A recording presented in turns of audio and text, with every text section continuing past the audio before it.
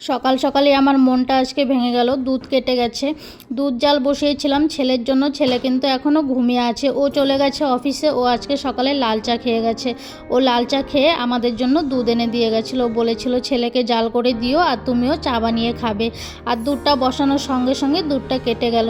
যাই হোক, পরে আর কি করব, কাল সকালেই দুধ ছিল, তারপরে আর দুধ আনা হয়নি ঘরে। ঝড় বাদল হয়েছে, রাস্তায় জল জমে গেছে, তাই ও আর দুধ আনতে যেতে পারেনি কাল বিকেলে। আর আজকে সকালে ও উঠেছে 7:30টার দিকে, 8:30টার মধ্যে ও বেরিয়ে যায়, তার জন্য আর দুধ আনা হয়নি। ও যাবার আগে ঝটপট 10 মিনিটের জন্য বেরিয়েছিল, দুধটা এনে দিয়ে গেছে। তার মধ্যে দুধটা আবার কেটে গেল। তারপর ছেলে আবার ঘুম থেকে ওঠার পর ওকে আমি বললাম, বাবা গিয়ে একটা দুধের প্যাকেট নিয়ে আসো। ও আবার ঘুম থেকে উঠে নিচ থেকে গিয়ে দুধের প্যাকেট নিয়ে এসছে। দুধের প্যাকেট আনার পর আমি আবার চা বসালাম। চা খেয়ে ছেলেকে একটু খাবার দিয়ে ঝটপট কাজগুলো করলাম। রান্নাবান্না কিন্তু সব কমপ্লিট করে নিয়েছি। আজকে রান্নাবান্না করতে দেরি করলাম না।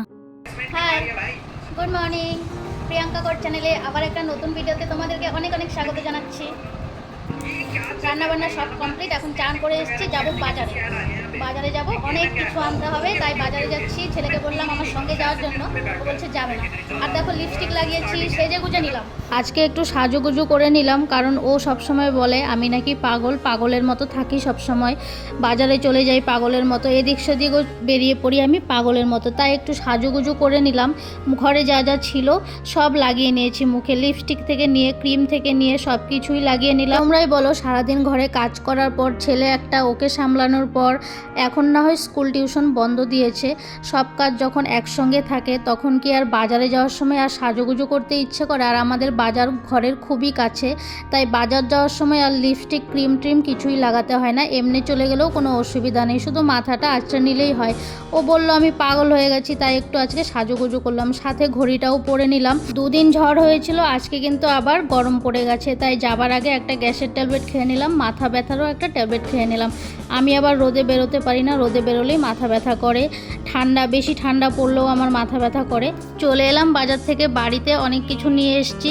আসতে কিন্তু প্রচুর কষ্ট হয়েছে, রাস্তায় এত জল, পুরো বাজার আমাদের একদম ফ্ল্যাটের নিচ থেকে নিয়ে বাজার পর্যন্ত জল, এত বৃষ্টি হয়েছে।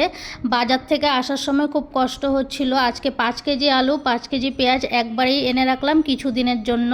রাস্তায় জল থাকলে ঘর থেকে একদম বেরোতে ইচ্ছে করে না। যাই হোক, একটা জিনিস ভালো হয়েছে, যার দোকান থেকে আমি আলু আর পেঁয়াজ নিয়েছিলাম, আমাদের চেনা জানাই, ফ্ল্যাটের নিচেই দোকানটা, উনি আবার বাড়ি পর্যন্ত দিয়ে গেছে, আলু পেঁয়াজ দুটোই বাড়ি পর্যন্ত দিয়ে গেছে। আজকে একটা বালতি, একটা মগও নিয়ে এলাম নতুন।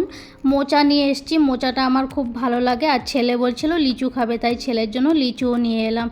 টমেটো নিয়ে এসেছি, তারপর নিয়ে এসেছিলাম কাঁচা লঙ্কা আর এই জিনিসগুলো আনতে আনতে আমার অবস্থা খারাপ হয়ে গেল। রাস্তায় এত জলটা দেখেই মাথা খারাপ হয়ে গেছে।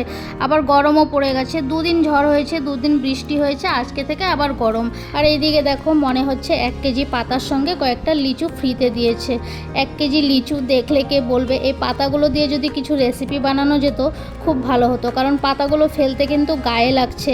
1 কেজি লিচু নিল 90 টাকা, আর 90 টাকার মধ্যে পাতাই বেশি বের হয়েছে, লিচু কম বের হয়েছে। যাই হোক, ছেলে বলেছে খাবে, তাই ওর জন্য নিয়ে এলাম। চলো এখন ভাতটাও বেড়ে নিই।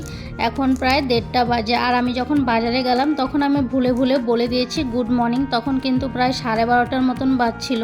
আমি ঘরের সব কাজ কমপ্লিট করে তারপরেই বাজারে গেছি, কারণ বাজার থেকে আসার পর আর কিছুই করতে ইচ্ছে করবে না।